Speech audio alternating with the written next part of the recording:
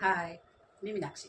आज मी तुम्हाला एक कॉम्बो दाखवणार आहे की जो मी स्टिच केलेला आहे. कॉम्बो असा आहे की त्यांची एक 10 वर्षाची मुलगी आहे आणि त्याच्यानंतर त्यांना ट्विन्स झालेले आहेत. तर ट्विन्समध्ये एक बेबी बॉय आणि एक बेबी गर्ल. तर अशा तिघांचा मला कॉम्बो बनवायचा होता एका साडीमधून.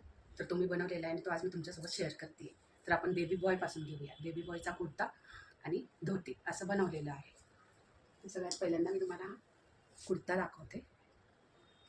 तर बघू शकता तुम्ही कुर्त्याला मी इथं बाहीला पदराची जी बॉर्डर होती ती यूज केलेली आहे. कॉलरला पण पदराची जी बॉर्डर होती ती यूज केलेली आहे. खालीसुद्धा बॉटमला मी पदराचीच बॉर्डर यूज केलेली आहे. आणि जे काठ होते डिझायनर ते आपण इथं फ्रंटला ओपनिंगसाठी पट्टी दिलेली आहे आणि पॉकेटसुद्धा त्याच काठाचं बनवलेलं आहे.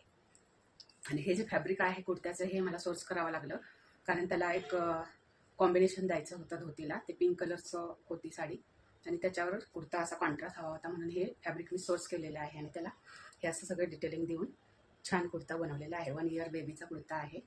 बघू शकता तुम्ही किती सुंदर झालेला आहे. इथे फ्रंट ओपनिंग दिलेलं आहे, पॉकेट दिलेलं आहे, बॉर्डर यूज केलेली आहे पॉकेटमध्ये पण. ही पदराची बॉर्डर, ही साडीची बॉर्डर आहे. तर आता मी तुम्हाला बेबी धोती दाखवते. हे किती सुंदर धोती तयार झालेलं आहे.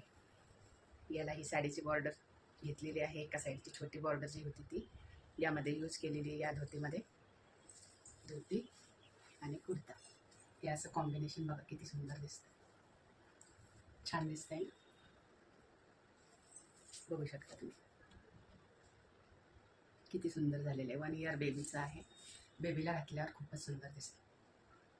आणि 1 इयर गर्लसाठी आपण फ्रॉक बनवलेला आहे, तो दाखवते. तर हा आहे तो फ्रॉक. ही मोठी बॉर्डर होती साडीला खाली, ती खाली घेरामध्ये यूज केलेली आहे. छोटी बॉर्डर जी होती ती मी वेस्ट लाईनला दिलेली आहे. स्लीवलेसमध्ये फ्रॉक केलेला आहे. बॅकला मी हे ओपनिंग दिलेलं आहे, हुकायचं ओपनिंग याच्यासाठी असतं की बाळाला टोचू नये वगैरे, झीप वगैरे म्हणून ओपनिंग दिलं जातं. आणि घालण्यासाठी कम्फर्टेबल असलं पाहिजे. लहान मुलांना कधीही कम्फर्टेबल कपडे घातले पाहिजेत की जेणेकरून मुलांना त्रास होणार नाही ते घातल्यावर. त्या पद्धतीनंच मी हे स्टिच केलेलं आहे. तर बघा किती सुंदर फ्रॉक झालेला आहे. आणि आता मी 10 इयर गर्लचा फ्रॉक म्हणजेच 1 पीस रेडी केलेला आहे, तो दाखवते. तर हा आहे 1 पीस. इथं बॉडीसला मी बॉर्डर घेतलेली आहे छोटी, नेकलाईनपासून वेस्ट लाईनपर्यंत. इथे कमरेला प्लेट्स तयार केलेले आहेत आणि खाली मोठी बॉर्डर यूज केलेली आहे. तर बघू शकता तुम्ही किती सुंदर झालेलं आहे 1 पीस. आणि याला बॅकला झीप ॲड केलेली आहे. बॅकला सुद्धा प्लेट्स दिलेले आहेत. साईड बेल्टसुद्धा दिलेले फिटिंगसाठी. वेस्टच्या फिटिंगसाठी साईड बेल्टचा यूज होतो.